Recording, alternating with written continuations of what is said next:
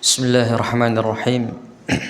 Assalamualaikum warahmatullahi wabarakatuh.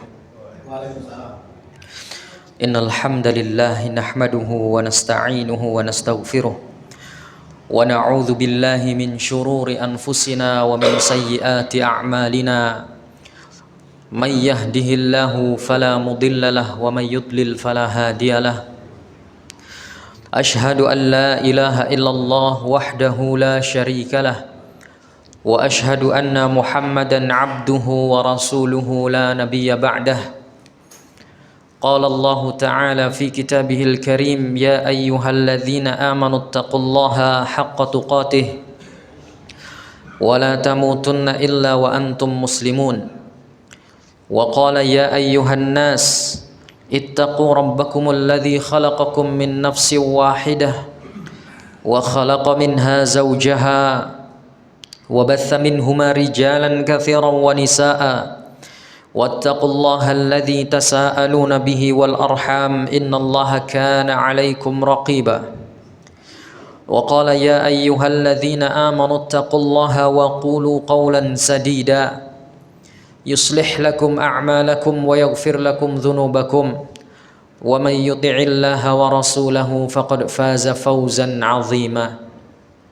Amma ba'du, fa inna asdaqal hadithi kitabullah wa khairal huda huda Muhammadin sallallahu alaihi wa alihi wasallam wa syarral umuri muhdatsatuha fa inna kulla muhdatsatin bid'ah wa kulla bid'atin dalalah wa kulla dalalatin finnar.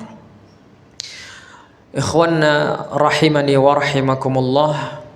Alhamdulillah, kita bersyukur kepada Allah Subhanahu wa taala atas limpahan nikmat dan karunia-Nya kepada kita semua, sehingga pada kesempatan sore yang berbahagia ini kita bisa berkumpul di tempat yang mulia ini, di salah satu rumah Allah Subhanahu wa taala, dalam rangka untuk mengisi waktu luang kita menunggu berbuka puasa dengan kegiatan yang bernilai ibadah di sisi Allah, yaitu menuntut ilmu agama. Kita juga bersyukur kepada Allah Subhanahu wa taala sampai saat ini kita masih diberi taufik sehingga kita bisa menjalankan ibadah puasa di bulan Ramadan, yang mana ini merupakan kewajiban bagi kita semua umat Islam yang tidak boleh kita tinggalkan. Kita berharap semoga amal ibadah kita, puasa kita, salat kita yang telah kita lakukan dan telah kita lalui di bulan Ramadan ini diterima oleh Allah Subhanahu wa taala dan menjadi pemberat timbangan amal kebaikan kita kelak di hari kiamat. Amin Allahumma amin. Ikhwanna rahimani wa rahimakumullah. Sebagaimana telah pernah kami sampaikan bahwa bulan Ramadan ini adalah bentuk dari kasih sayang Allah Subhanahu wa taala kepada hamba. Bulan Ramadan adalah bentuk kecintaan Allah, salah satu rahmat Allah yang diturunkan kepada kita umat Islam. Di saat Allah Subhanahu wa taala menciptakan manusia sebagai makhluk yang zalim, ya. Manusia itu adalah makhluk yang zalim, kemudian jahil juga, bodoh, dan kita akui itu. Dan juga makhluk yang suka lupa, seringkali berbuat salah, berulang-ulang kali terjerumus dalam kesalahan-kesalahan, bahkan kesalahan yang sama, ya. Dan manusia ini pasti tidak ada satu orang pun yang bisa selamat dari kesalahan dan dosa. Maka di saat yang bersamaan Allah Subhanahu wa taala membuka atau membuat berbagai macam peluang-peluang bagi hamba untuk mensucikan dirinya tersebut dari dosa. Di antaranya adalah bulan Ramadan. Makanya bulan Ramadan ini dikenal dengan Syahrul Maghfirah, bulan ampunan, karena memang Allah membuka pintu taubat selebar-lebarnya dan memberikan ampunan yang banyak di bulan Ramadan ini. Bukan berarti di waktu-waktu yang lain tidak ada ampunan. Allah Subhanahu wa ta'ala sepanjang waktu membuka tangannya, membentangkan tangannya untuk menerima taubat hambanya yang melakukan kesalahan setiap saat dan setiap waktu. Sehingga disebutkan dalam sebuah hadis, Rasulullah mengatakan, innallaha azza wa jalla yabsutu yadahu bil laili liyatuba musii'un nahar. Allah membentangkan tangannya di malam hari untuk menerima taubat hambanya yang melakukan dosa di siang hari. Wa yabsutu yadahu bin nahari liyatuba musii'ul lail. Dan Allah membentangkan tangannya di siang hari untuk menerima taubat hambanya yang melakukan dosa di malam hari. Jadi pagi, siang, sore, malam Allah membuka pintu taubat bagi hambanya. Dan itu terus dilakukan sampai kapan? Hatta tatlu'asy syamsu min maghribiha. Sampai matahari itu terbit dari barat. Ya. Durasinya lama.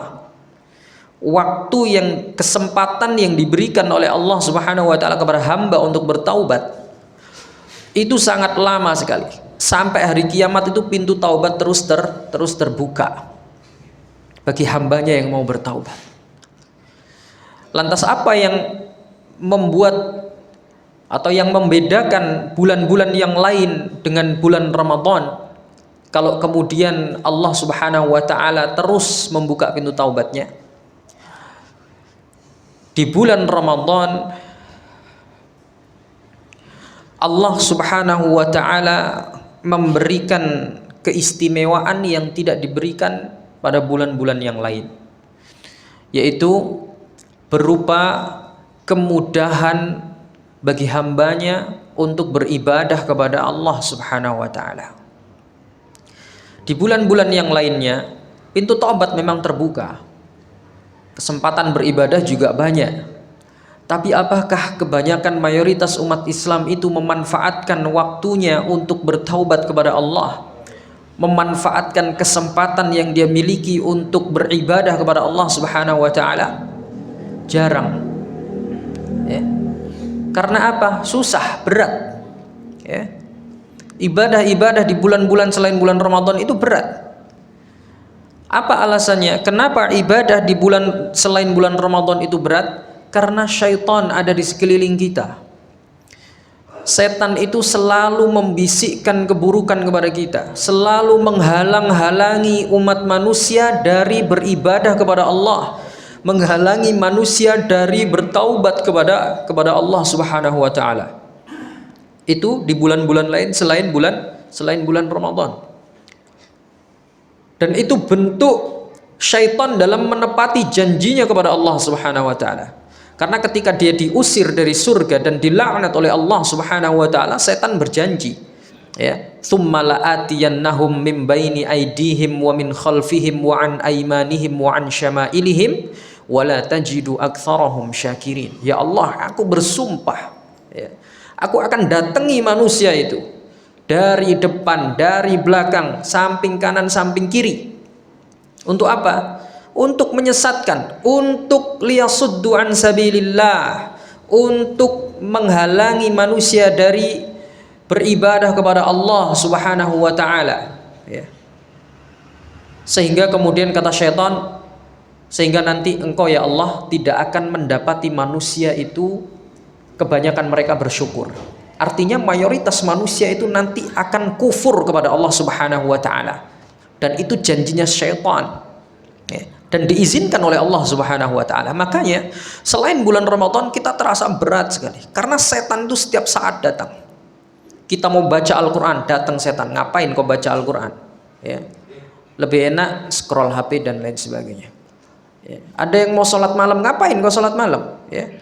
Lebih enak tidur dan lain sebagainya. Syaitan itu terus membisikkan bisikan-bisikan untuk membangkitkan syahwat kita, hawa nafsu kita. Hawa nafsu kita itu selalu condong kepada keburukan, ya. Dan itu menjadi salah satu senjata bagi syaitan untuk menyesatkan manusia. Jadi setan itu mempermainkan hawa nafsu kita supaya kita lalai dari Allah Subhanahu wa ta'ala. Nah, sedangkan di bulan Ramadan Di bulan Ramadan, semenjak malam pertama datang bulan Ramadan, setan itu sudah dibelenggu sama Allah Subhanahu wa taala, ya. Makanya kata Rasulullah sallallahu alaihi wasallam, apabila malam bulan Ramadan itu telah datang, sufidatis syayatin, para setan itu dibelenggu semuanya, ya. Kemudian pintu-pintu neraka ditutup, tidak ada satu pintu pun neraka yang dibuka. Kemudian pintu keberkahan langit dibuka dengan dibukanya pintu-pintu surga, serta tidak ada satu pintu surga pun yang tertutup di bulan Ramadan. Sehingga kita lihat manusia itu mudah ibadah di bulan Ramadan. Yang tadinya jarang sholat malam ketika bulan Ramadan. Tadinya nggak pernah buka Al-Quran, ketika bulan Ramadan tak darusan sampai malam.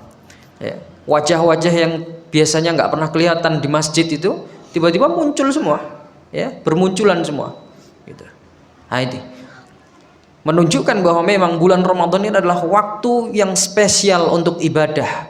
Allah memberikan berbagai macam fasilitas kepada hambanya untuk mempermudah hamba itu untuk melakukan ibadah kepada Allah Subhanahu wa taala di bulan Ramadan. Maka jangan sia-siakan kesempatan ini, ya. Ini adalah kesempatan yang baik bagi kita semua umat Islam untuk memperbanyak pundi-pundi amal kebaikan kita sebagai bekal nanti ketika kita di akhirat. Dan ini bulan Ramadan ini juga merupakan salah satu kesempatan emas bagi kita untuk membersihkan jiwa kita dari dosa itu. Mumpung tobat itu gampang, mumpung ibadah itu gampang, dan dibalik setiap ibadah, dibalik setiap ibadah yang kita kerjakan itu Allah akan menghapuskan dosa kita. Allah berfirman di dalam Al-Quran, innal hasanat yudhibnas sayyiat, sesungguhnya kebaikan-kebaikan itu akan menghilangkan keburukan. Rasulullah juga mengatakan, wa atbi'is sayyi'atal hasanata tamhuha, ikutilah perbuatan-perbuatan burukmu itu dengan perbuatan yang baik, niscaya perbuatan baik itu akan menghapus perbuatan burukmu itu. Terkadang ikhwan, kita melakukan kesalahan itu nggak sadar, nggak sengaja kita terjerumus dalam dosa. Kadang kita ghibah tanpa kita sadari, kadang tiba-tiba mulut ini nyeplos mengatakan perkataan-perkataan yang buruk, ya, mengumpat dan lain sebagainya, nggak sadar kadang. Nah, dosa-dosa yang tidak kita sadari itu seringkali kita tidak mentaubatinya. Nah, bagaimana untuk menghapuskan dosa-dosa yang tidak kita sadari itu tadi? Dengan amal soleh yang kita miliki. Maka perbanyak amal soleh, dan di bulan Ramadan ini Allah memudahkan kita untuk beramal soleh. Maka gunakan kesempatan ini dengan sebaik-baiknya, ya. Perbanyak baca Al-Quran dan lain sebagainya. Ikhwanna rahimani wa rahimakumullah, itu keistimewaan bulan Ramadan. Kemudian bulan Ramadan adalah bulan di mana Allah Subhanahu wa taala menjadikan bulan ini sebagai sarana untuk mendidik para hamba, ya, dengan berbagai macam ketaatan-ketaatan yang disyariatkan di bulan Ramadan, terutama puasa, ya. Jadi di balik amal soleh yang kita lakukan itu ada nilai-nilai pendidikan yang dijadikan oleh Allah Subhanahu wa taala untuk membentuk karakter yang baik dalam diri hambanya umat Islam. Di antara nilai pendidikan yang bisa kita ambil, yang bisa kita pelajari dari ibadah yang paling utama di bulan Ramadan ini, yaitu apa? Puasa. Karena puasa menjadi ibadah yang paling utama di bulan Ramadan, ya. Bulan puasa di bulan Ramadan ini adalah suatu kewajiban, bahkan salah satu rukun Islam. Jadi nggak boleh dihapus, ya. Orang kalau meninggalkan puasa di bulan Ramadan, maka dia akan mendapatkan dosa yang sangat besar, ya. Apalagi kalau dengan keyakinan bahwa puasa Ramadan itu nggak wajib dan lain sebagainya, maka bisa terjatuh dalam kekafiran, ya. Karena sama saja dia menyingkirkan salah satu pondasi agama yang telah dibuat oleh Allah Subhanahu wa taala. Kafir. Nah, ini hati-hati, ya. Karena bau-bau untuk menghapuskan kewajiban sebagian syariat Islam ini sudah mulai muncul di tengah kaum muslimin. Ya. Berapa waktu lalu kami mendengar ada yang mengatakan bahwa zakat itu sudah tidak lagi relevan di zaman kita. Ya. Nah, ini muskilah.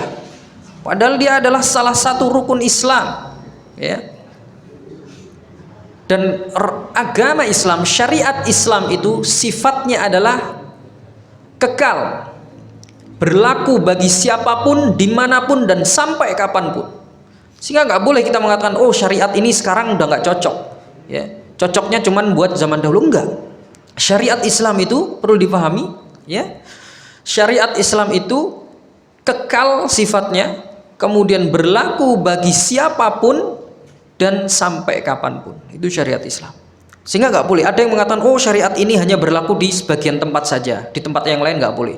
Ada itu orang yang mengatakan demikian. Ya, oh pakai jilbab itu nggak wajib kalau di sini, atau pakai cadar dan lain sebagainya. Itu hanya wajib di Timur Tengah saja, karena tempatnya panas, berdebu dan lain sebagainya, sehingga perlu untuk menutup wajah. Sedangkan di tempat kita, ya, tempatnya sejuk dan lain sebagainya, sehingga nggak wajib melakukan. Ada orang-orang yang mengatakan demikian. Nah ini. Maka sama pun demikian bulan Ramadan. Kita harus meyakini kewajiban bulan Ramadan ini. Puasa di bulan Ramadan. Kita harus meyakini bahwa puasa di bulan Ramadan itu adalah salah satu syariat yang wajib, yang apabila ditinggalkan tanpa adanya uzur yang syar'i, maka dia terjerumus dalam kesesatan yang besar, dosa yang besar. Bahkan diancam dengan ancaman yang sangat berat oleh Rasulullah SAW. Sebagaimana hadis yang wallah alam sudah pernah saya sampaikan atau belum. Jadi ancaman yang diberikan oleh Allah Subhanahu wa taala bagi orang-orang yang tidak berpuasa, pernah disebutkan oleh Rasulullah bahwa Rasulullah itu melihat orang-orang yang dijantur, kemudian mulutnya itu sobek, ya, dari pangkal yang satu sampai pangkal yang lainnya, sehingga mulutnya itu menganga, ya, dan mengeluarkan darah dari mulutnya yang sobek itu, darah yang sangat banyak. Rasulullah mengatakan, siapa ini?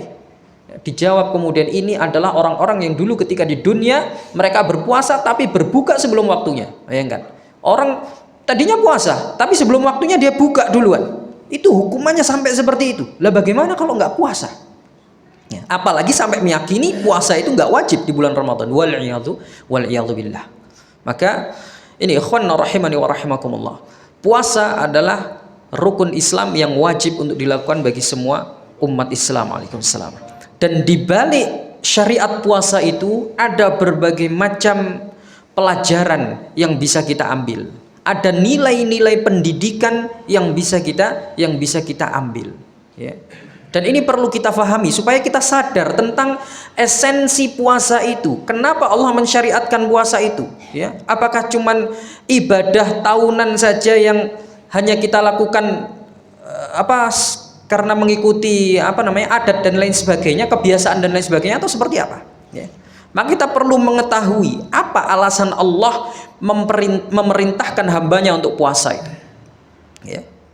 Nilai-nilai pendidikan apa saja yang ada di balik puasa itu? Yang pertama, ikhwan rahimani wa rahimakumullah, nilai pendidikan di balik puasa adalah dengan ibadah puasa Allah Subhanahu wa ta'ala ingin melatih kita untuk bersabar. Bersabar menahan apa? Bersabar menahan sesuatu yang tadinya mubah untuk dilakukan agar ditunda, jangan dilakukan dulu.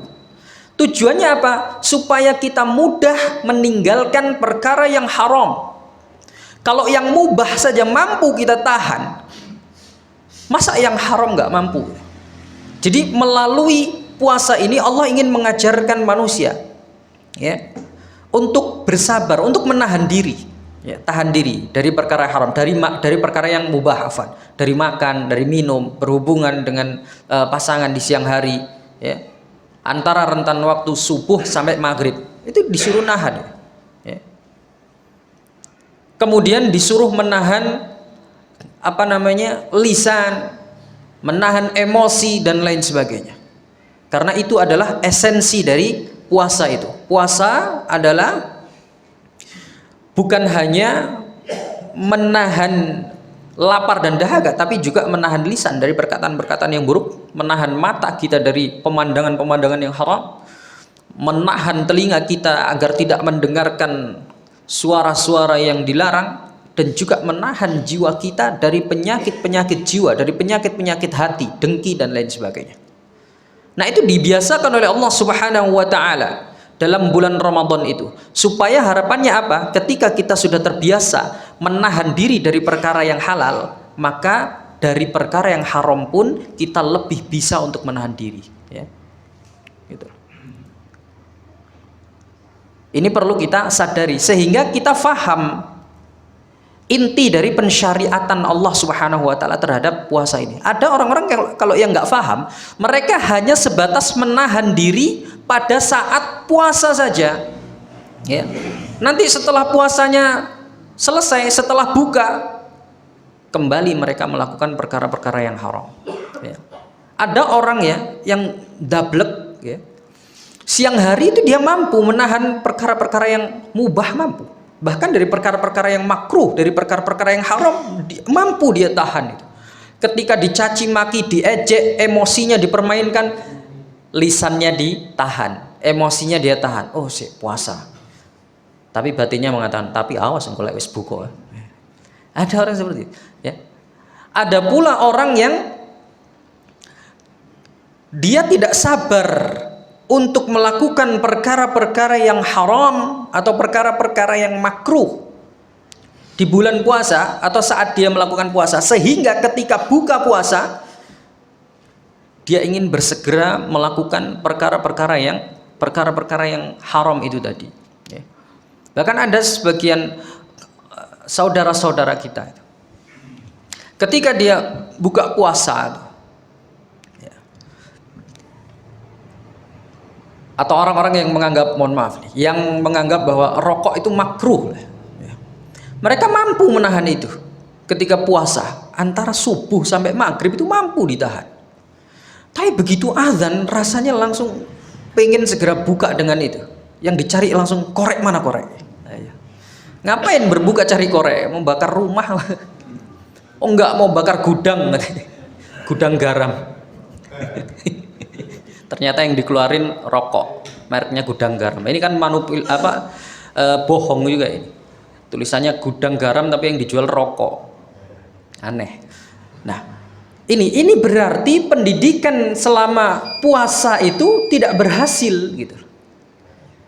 Pendidikan ketika puasa itu tidak berhasil. Allah itu ingin membiasakan hambanya ketika puasa itu meninggalkan perkara-perkara yang haram. Tujuannya supaya di luar waktu puasa kita terbiasa meninggalkan hal itu, gitu. Jadi bukan justru dia menganggap dengan berbuka berarti bebas melakukan hal-hal yang diharamkan lagi. Enggak.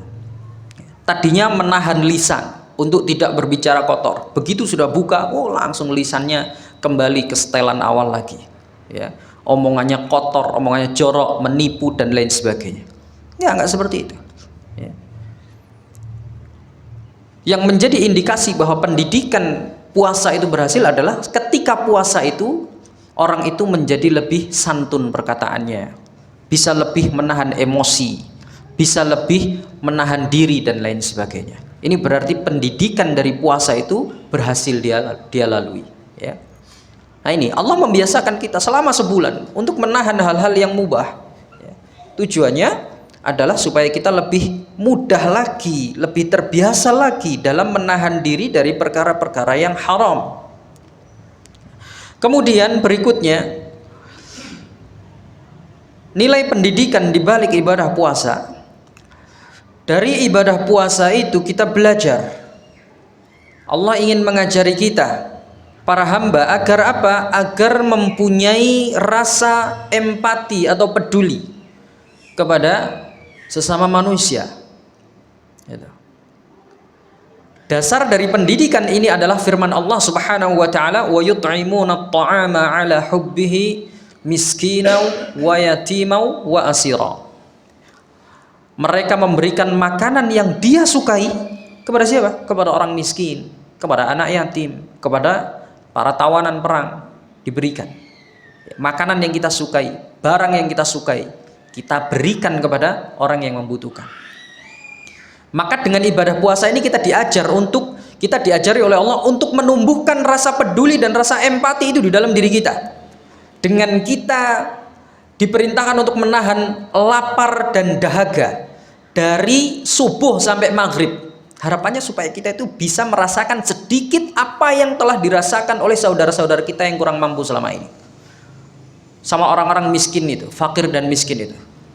Orang-orang fakir, orang-orang yang miskin, yang bahkan susah untuk mencari makan itu, mereka merasakan lapar itu bukan cuma hanya di bulan Ramadan saja. Sepanjang waktu mereka merasakan lapar dan dahaga. Bahkan ada yang nggak makan sehari, 2 hari, ya. Mau makan sampai mengais-ngais sisa makanan dari orang lain dan lain sebagainya. Itu ada orang-orang yang seperti itu, ya.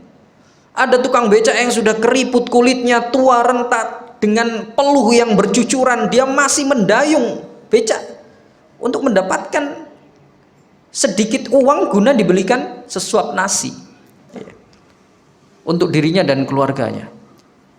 Nah, dengan puasa ini Allah ingin mengajarkan kita, ingin memberikan kita rasa kepedulian. Ini coba rasakan. Ini loh yang dirasakan oleh sebagian dari saudara-saudaramu selama ini yang miskin dan kurang mampu itu, ya.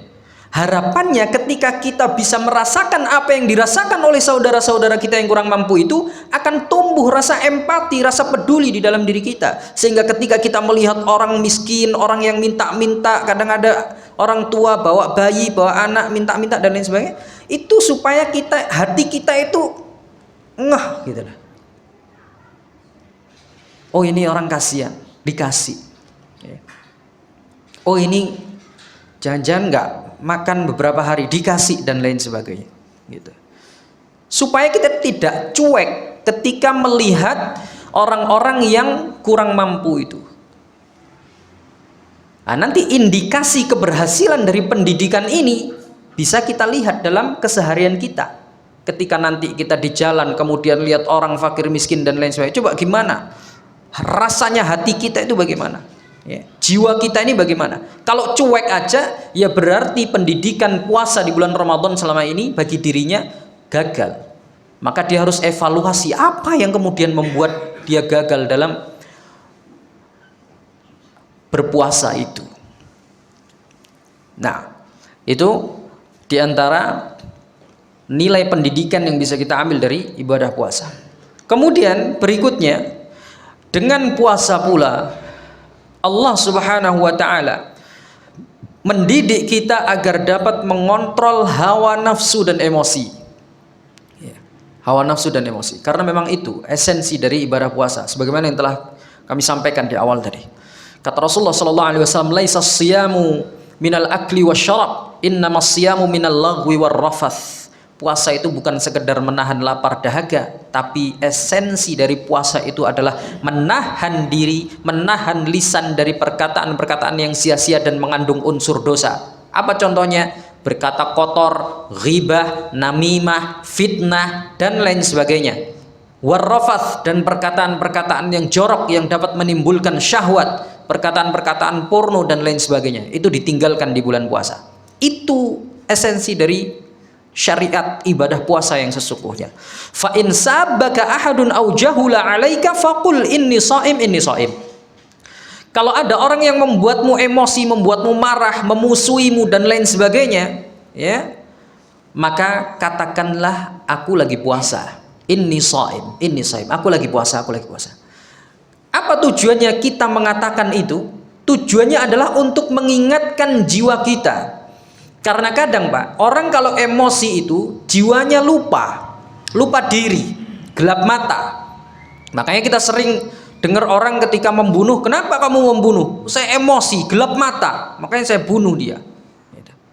Untuk menghindari gelap mata itu, maka kita perlu mengingatkan diri kita. Ketika kita marah, diuji hati kita dengan emosi, kita katakan inni shaim, aku lagi puasa, supaya jiwa kita ingat kalau ternyata kita ini sedang melakukan puasa, dan esensi dari puasa itu adalah menahan emosi, bukan hanya menahan lapar dan dahaga. Dengan demikian bisa membantu jiwa kita lebih tenang lagi. Yaitu.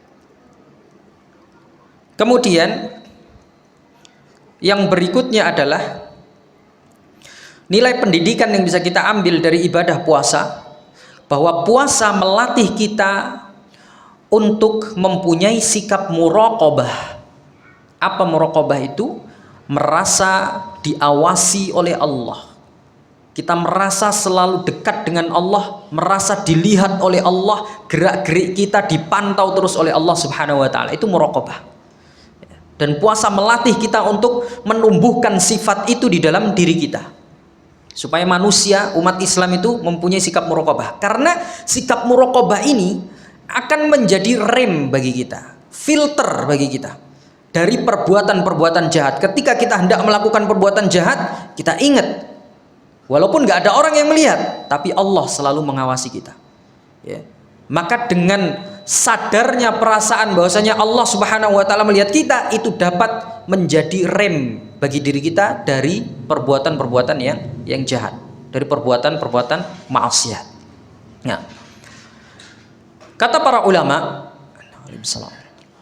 puasa itu adalah ibadah sirriyah, ibadah yang tersembunyi, ibadah yang rahasia, Pak. Puasa itu. Ya. Karena memang nggak ada yang tahu, ya, siapa yang puasa, siapa yang enggak, kecuali dirinya dengan Allah. Antum di sini, siapa yang bisa menjamin kita semua puasa ini? Tahu dari mana antum kalau saya puasa? Hanya husnudzon antum aja. Oh, ini bulan puasa, ya berarti ustadznya insya Allah puasa. Nah, itu husnudzon aja. Tapi apa antum bisa memastikan? Siapa tahu saya tadi ketika di rumah makan atau minum, nggak ada yang tahu.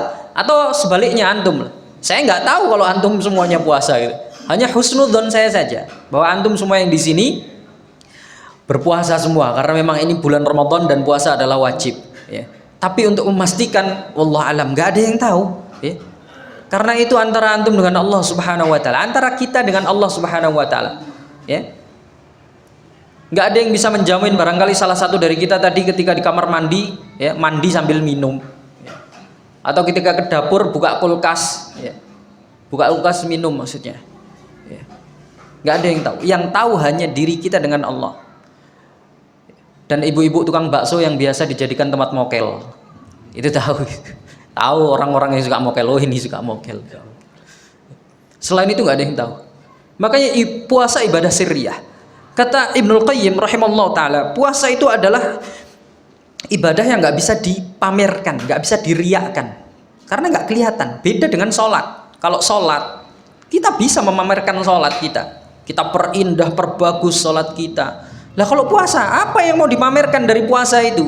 Ya, mau ngaku-ngaku cuman pengakuan aja, siapa yang mau percaya dengan pengakuan? Oh, ini saya buktinya nggak makan dan minum. Sama, saya juga nggak makan dan nggak minum. Semua orang bisa mengaku puasa, ya, tapi tidak tahu hakikatnya dia puasa atau tidak kecuali dirinya dengan Allah Subhanahu wa taala. Maka puasa ini adalah ibadah sirriyah. Sehingga Allah Subhanahu wa taala melalui ibadah puasa ini ingin mengajarkan kita sikap muraqabah. Sikap selalu diawasi oleh Allah Subhanahu wa taala. Ya. Saat kita tidak ada orang lain yang melihat, apakah kita masih benar-benar mau melanjutkan ibadah puasa ini? Nah ini, ya. Ketika tidak ada orang lain yang sedang bersama kita, apakah kita tetap mau menjaga makan dan minum, menjaga diri, menahan diri dari makan dan minum? Ya. Nah ini Allah Subhanahu wa taala ingin melatih sikap muraqabah. Kalau kita terbiasa melakukan puasa, ya, walaupun tidak ada orang yang melihat kita, maka insya Allah rasa muraqabah itu akan tumbuh di dalam diri kita, sehingga di tempat lain ketika tidak ada orang yang melihat kita pun kita bisa menahan diri dari kemaksiatan kepada Allah Subhanahu wa taala. Karena kita sudah terbiasa dilatih oleh Allah untuk mempunyai sifat muraqabah. Ini. Jadi sikap muraqabah itu menumbuhkan sifat amanah di dalam diri kita. Tanggung jawab dalam menjalankan kewajiban yang diberikan kepada kita. Makanya Pak, jangan memberikan kepercayaan kepada orang-orang yang suka mokel. Jangan memberikan kepercayaan kepada orang-orang yang suka tidak puasa, yang menggampangkan meninggalkan puasa. Jangan. Karena dia nggak punya sifat amanah, sikap amanah nggak ada pada dirinya. Ya. Dia nggak mempunyai tanggung jawab dari dirinya. Dalam dirinya nggak ada sifat tanggung jawab. Bayangkan kewajiban dia kepada Allah saja dia langgar. Ya. Ketika nggak ada yang lihat dia langgar itu. Apalagi kewajiban kepada selain Allah Subhanahu wa Ta'ala. Jadi orang-orang yang nggak pernah puasa jangan kasih kepercayaan yang besar. Ya. Nanti akan dilanggar oleh dia. Gitu. Kemudian ikhwanna rahimani wa rahimakumullah, ibadah puasa juga melatih kita untuk disiplin dalam menjalani kehidupan. Ya. Dasar pendidikan ini adalah firman Allah dalam surat Al-Baqarah ayat 187. Allah mengatakan wa kulu washrabu hatta yatabayyana lakumul khaytul abyadu minal khaytil aswadi minal fajr thumma atimmus siyama ilal lail. Makan dan minumlah hingga jelas bagimu antara benang putih dan benang hitam dari waktu fajar. Artinya kita bebas, malam itu makan dan minum bebas. Silahkan makan dan minum bebas. Sampai kapan batas waktunya? Sampai jelas antara fajar kadzib dan fajar shadiq. Fajar shadiq itu berarti sudah masuk waktu subuh. Nah, kemudian ketika sudah masuk waktu fajar shadiq, tsumma atimmus siyama ilal lail. Sempurnakanlah puasamu, artinya jangan lagi makan dan minum, sempurnakan puasamu sampai malam hari, yaitu terbenamnya matahari. Kemudian di antara dasar dari pendidikan ini adalah hadis yang berbunyi la yazalun nasu bi khairin ma ajjalul fitra. Manusia itu akan senantiasa dalam kebaikan selama mereka menyegerakan buka. Jadi kalau sudah datang waktu maghrib, waktunya berbuka, jangan ditunda-tunda lagi untuk berbuka, langsung buka. Ya. Menyegerakan ini artinya kalau sudah datang ya, belum datang waktunya kemudian kita buka duluan, bukan. Tapi begitu sudah datang, sudah masuk waktunya, langsung buka, jangan ditunda, jangan ditunda-tunda. Kemudian hadis Nabi Shallallahu Alaihi Wasallam juga ahabbu ibadi ilayya ajaluhum fitra. Allah Subhanahu Wa Taala berfirman dalam hadis qudsi, hambaku yang paling aku cintai adalah yang paling menyegerakan berbuka. Itu. Jadi disegerakan berbuka. Kalau sahur bagaimana? Ada hadis dari Anas radhiyallahu anhu, anna Zaid bin Tsabit radhiyallahu anhu haddatsahu, ya. Annahum tasahharu ma'an Nabi sallallahu alaihi wasallam, bahwa Anas atau Zaid bin Tsabit dan para sahabatnya mereka sahur bersama Nabi sallallahu alaihi wasallam, tsumma qamu ila sholati, kemudian mereka berdiri untuk melakukan salat. Kemudian Anas berkata kepada Zaid bin Tsabit, bertanya, kam bainahuma, berapa lama jarak antara waktu sahur dan salat itu? Kemudian Zaid mengatakan qadru khamsina ayah, jaraknya itu sekitar 50, kita baca 50 ayat, nggak terlalu panjang dan nggak terlalu pendek. Itu jarak antara waktu sahur dan waktu sholat subuh gitu. Jadi sahurnya Nabi itu enggak terlalu lama waktunya dengan waktu sholat subuh. Sebagian kita kan ada yang sahur itu jam setengah 2 sahur, jam setengah 2 sahur, jam 5 udah lapar lagi ya. Habis sholat subuh itu perut udah keroncongan lagi, soalnya sahurnya dari jam 2. Ini menambah durasi puasa, dia menambah lama durasi puasa aja ya. Jam setengah 3 sahur, ini kan durasinya malah diperlama. Ini lihat bukti kasih sayang Allah Subhanahu wa Ta'ala kepada hambanya. Puasa itu disyariatkan mengakhirkan sahur, menyegerakan buka. Itu durasinya sudah diatur, nggak usah ditambah-tambah lagi ya. Keluarganya dibangunin, ayo bangun sahur. Dilihat jam, ya Allah jam 2 ya. Jam 2 sahur, ini nambah durasi puasa lama banget, beberapa jam gitu. Nah, ini maka puasa ini melatih kita supaya kita ini disiplin gitu. Waktu sahur sudah ditentukan, waktu buka sudah ditentukan, jangan diundur, jangan dimajukan. ya. Supaya kita terbiasa dengan kedisiplinan dalam beribadah kepada Allah Subhanahu wa taala. Kalau kita disiplin dalam beribadah kepada Allah, insya Allah dalam segala hal kita pun akan disiplin. Gitu. Maka ini diantara nilai pendidikan dari ibadah puasa, ya. Kesimpulannya, ikhwan rahimani wa rahimakumullah, ini bukan hanya terbatas dalam hal ini saja. Nilai-nilai pendidikan dalam ibadah puasa hanya ini yang bisa saya sampaikan pada kesempatan kali ini, ya. Kita bisa menggali lebih banyak lagi pendidikan-pendidikan apa yang ada di balik ibadah puasa itu. Yang intinya puasa itu merupakan madrasah tahunan bagi kita umat Islam yang tujuannya adalah untuk mendidik, yang pertama mendidik hati. Agar apa? Agar hati kita ini bertakwa kepada Allah dan ikhlas kepada Allah dalam beribadah, ya. Jadi puasa itu dituntut ikhlas. Jangan puasa karena orang, karena sungkan, karena nggak enak, karena ikut-ikutan, jangan. Tapi karena ikhlas, karena puasa yang karena ikhlas itulah yang akan diterima oleh Allah Subhanahu wa taala. Man shoma ramadhana imanan wahtisaba ghufira lahu ma taqaddama min dzambih. Orang yang puasa dengan keimanan, dengan dorongan keimanan dan ihtisab, berharap pahala dari ibadah puasanya, akan diampuni dosa yang telah lalu. Ya kan? Yang diampuni dosanya yang telah lalu adalah orang yang puasa karena dorongan iman, karena keikhlasan. Nah, ini. Jadi puasa melatih hati kita untuk takwa dan ikhlas. Kemudian yang kedua, puasa melatih jiwa kita agar sabar dan lebih mengontrol diri kita.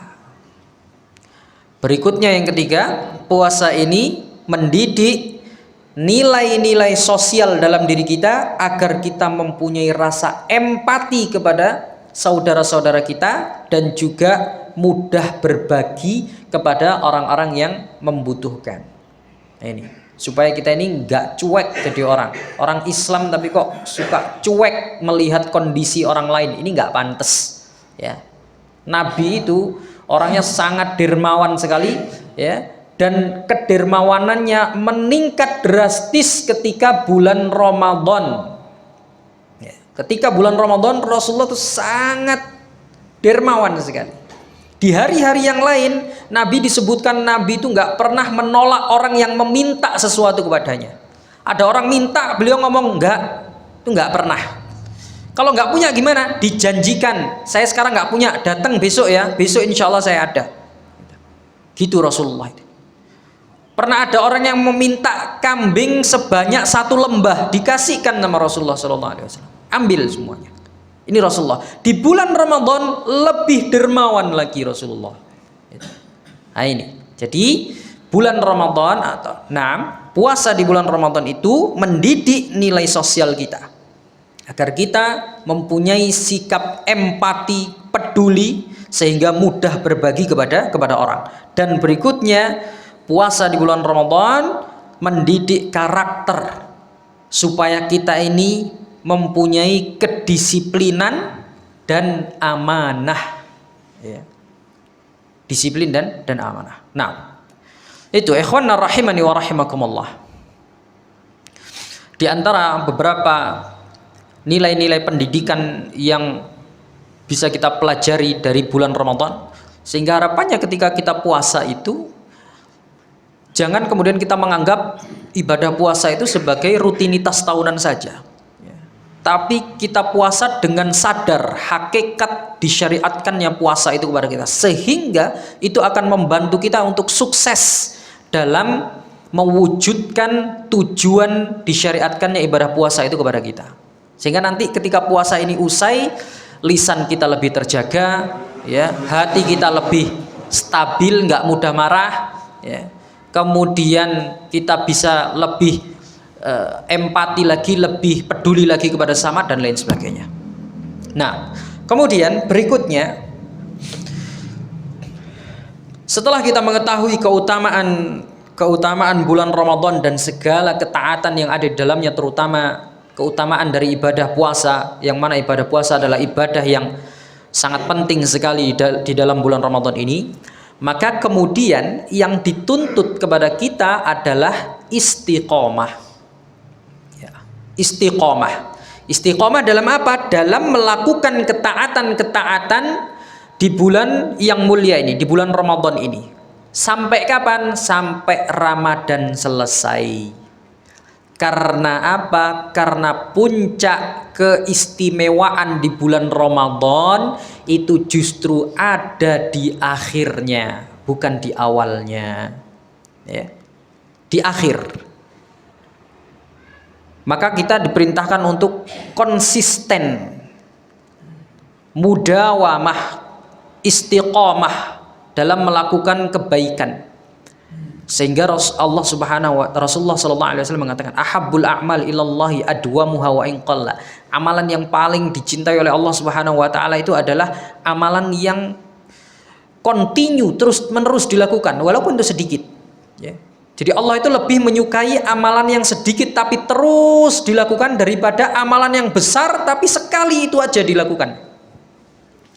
Para ulama menyebutkan alasannya, kenapa kok Allah itu mencintai amalan yang continue, yang terus menerus, yang istiqomah dilakukan walaupun sedikit dibandingkan amalan yang besar tapi jarang-jarang dilakukan. Karena orang yang melakukan amal kebaikan secara continue, istiqomah, terus menerus walaupun sedikit, itu dia berarti sedang mendatangkan kebaikan Allah Subhanahu wa taala setiap hari dalam kehidupannya.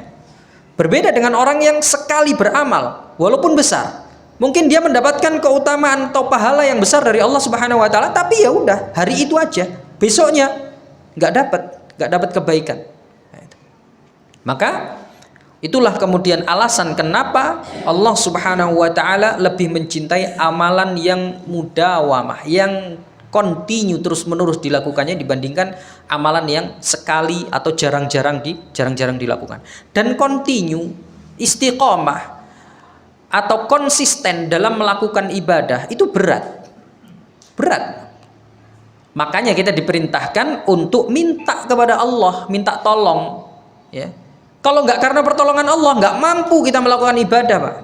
Makanya kita diperintahkan untuk memperbanyak doa, ya. Allahumma ya muqallibal qulub, tsabbit qalbi ala dinik. Ya Allah, wahai zat yang maha membolak-balikkan hati, kokohkan hati hamba di atas agamamu. Ya musarrifal qulub, sarrif qalbi ala ta'atik. Wahai yang maha mengarahkan hati, arahkan hati hamba untuk melakukan ketaatan. Kita minta pertolongan kepada Allah. Rasulullah pernah mengajarkan doa kepada Ali bin Abi Thalib. Ya. Ali ini adalah siapanya Nabi? Menantu dan juga sepupunya Nabi SAW. Diajarkan doa, Allahumma inni as'alukal huda wassadad. Ya. Allahumma, ini pendek, mudah dihafal. Allahumma inni as'alukal huda wassadad. Ya Allah, aku memohon petunjuk kepadamu dan taufik agar tetap istiqomah di atas petunjuk. Ini kita panjatkan dalam setiap sujud kita di bulan Ramadan, supaya kita diberi keistiqomahan terus untuk menjaga ibadah kita di bulan Ramadan ini sampai akhir. Nah, fenomena yang terjadi di tengah umat Islam, yang mana fenomena ini terus bergulir, terus berulang setiap tahunnya ketika bulan Ramadan. Apa itu fenomenanya? Gaspol di awal. Di awal gaspol. Ntar melambat di tengah. Kemudian mogok di akhir. Menggebu-gebu di awal, ngos-ngosan di akhir. Ini fenomena yang bisa kita saksikan di tengah umat Islam di bulan Ramadan ini. Di awal Ramadan, umat Islam begitu antusias, semangat sekali menunggu bulan Ramadan. Kapan ini Ramadan ini? Kapan ya? Tanggal 29 Sya'ban mereka nobar, ya. Melihat apa? Sidang isbat. Kapan ini Ramadan? Begitu malam ini Ramadan, langsung semuanya serempak memenuhi masjid. Masjid yang tadinya setengah soft, satu soft nggak penuh itu tiba-tiba langsung ramai. Banyak wajah-wajah baru yang kelihatan di situ, memenuhi masjid-masjid. Umat Islam berbondong-bondong datang ke masjid di awal Ramadan, hari-hari pertama seperti itu. Ya. Habis taraweh masih dilanjut tadarusan sampai tengah malam itu. Ya. Intinya semangat sekali ketika awal Ramadan. Yang biasanya nggak pernah sholat malam jadi rajin sholat, yang biasa nggak pernah baca Al-Quran jadi rajin tadarusan. Bahkan ada sebagian yang bertekad Ramadan ini harus lebih baik dibandingkan Ramadan yang sebelumnya.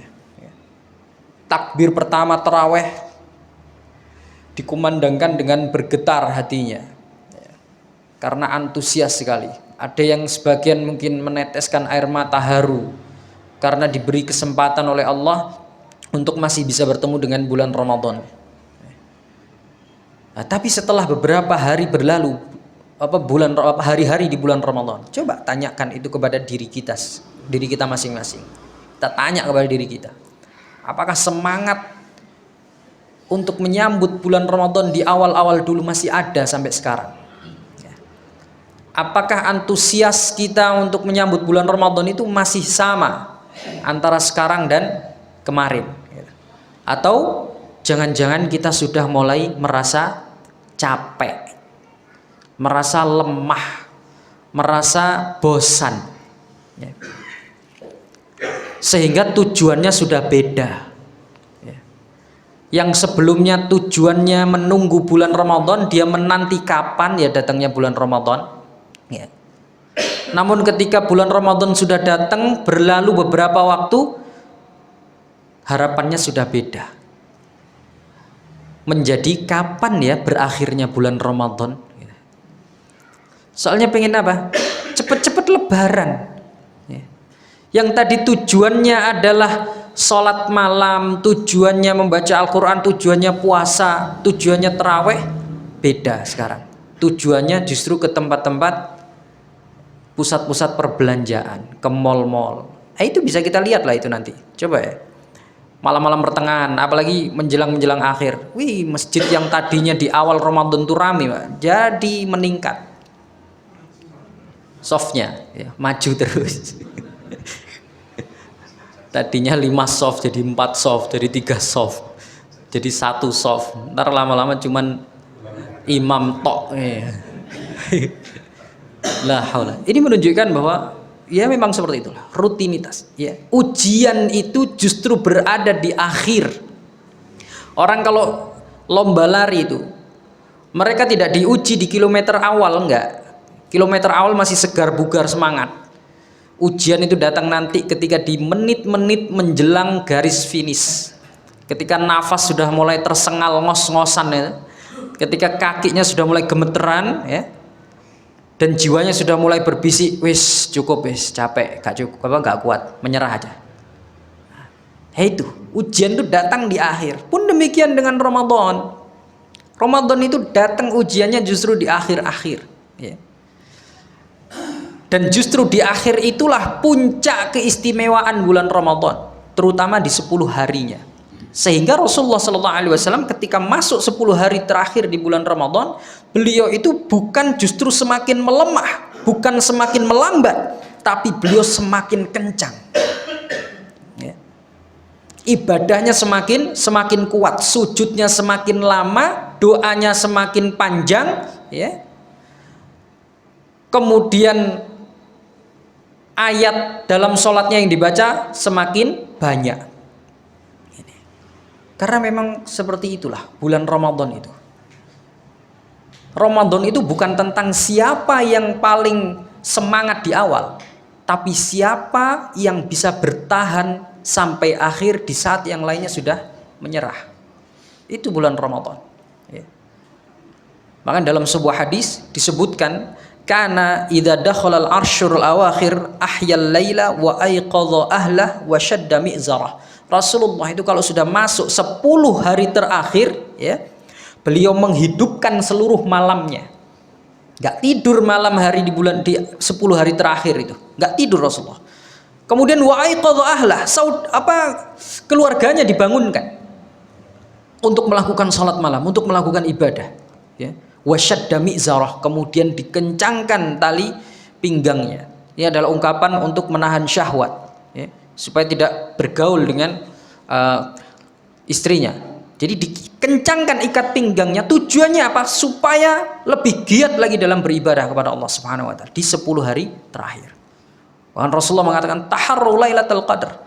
Carilah malam Lailatul Qadar itu di 10 hari terakhir, terutama di malam-malam yang ganjil. Lebih semangat lagi. Karena apa? Yaitu tadi, puncak kemuliaan bulan Ramadan ada di akhirnya, terutama 10 hari, karena ada malam yang lebih baik daripada 1000 bulan. Malam Lailatul Qadar itu khairum min alfi syahr, 1000 bulan. Kita ibadah pada malam tersebut lebih baik daripada 1000 bulan. Masya Allah. Lah, akan sangat disayangkan sekali kalau kita kemudian sudah berada di bulan Ramadan tapi tidak bisa mendapatkan kemuliaan malam Lailatul Qadar itu. Karena malam Lailatul Qadar itu hanya terjadi satu kali, satu malam saja, dan itu hanya terjadi di di bulan Ramadan, tidak terjadi di bulan-bulan yang lain. Kita sudah ditakdirkan oleh Allah bertemu dengan bulan Ramadan. Masa mau kita sia-siakan malam yang spesial ini, malam yang paling utama ini? Kan rugi. Nah, maka kita sebagai umat Islam seharusnya merubah pola pikir kita. Jangan kemudian siklus ini terus dibiarkan berlarut-larut, dilakukan oleh keluarga kita, oleh keturunan kita, dan lain sebagainya. Kita ajak mereka untuk lebih semangat lagi dalam beribadah di akhir-akhir Ramadan. Jangan biarkan mereka ke mall, ke belanja, dan lain sebagainya. Jangan. Itu urusan nanti, itu urusan belakang. Banyak orang yang lebih memikirkan bagaimana persiapan menyambut Lebaran, dan mereka nggak peduli bagaimana cara mereka menutup Ramadan. Ya, ini keliru.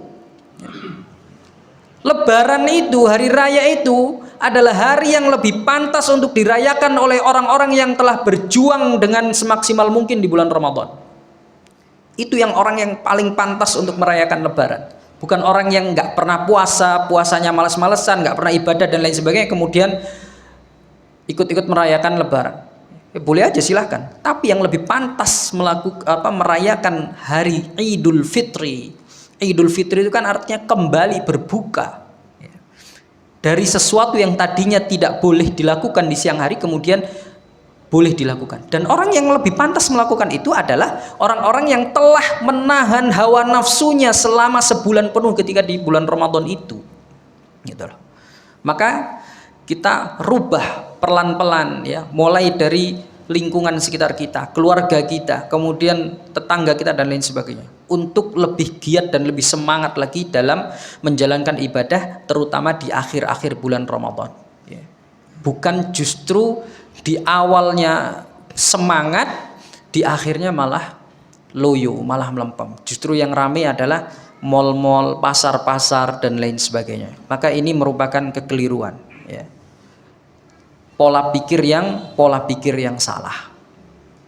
Nah, ikhwana rahimani wa rahimakumullah, kesimpulannya adalah bahwa orang yang kuat melakukan ibadah di awal bulan Ramadan itu adalah hal yang biasa. Artinya banyak orang yang bisa melakukannya, anak-anak pun bisa. Tapi orang yang bisa bertahan sampai pertengahan itu adalah orang yang sabar. Dan orang-orang yang menang adalah orang-orang yang bisa terus istiqomah sampai akhir bulan Ramadan. Semoga kita diberi taufik oleh Allah Subhanahu wa taala sehingga kita bisa menuntaskan bulan Ramadan ini sampai akhir. Kita bisa terus melakukan sholat tarawih berjamaah sampai akhir. Kita bisa menghatamkan Al-Quran, kemudian terus melakukan ibadah-ibadah yang lainnya sampai malam hari Lebaran, ya. Sudah, kita fokus saja ibadah kepada Allah Subhanahu wa taala. Baju itu nanti kita beli setelah sholat Idul Fitri, kita cari, ya. Nggak akan habis, nggak kira kehabisan gitu baju baru itu, ya.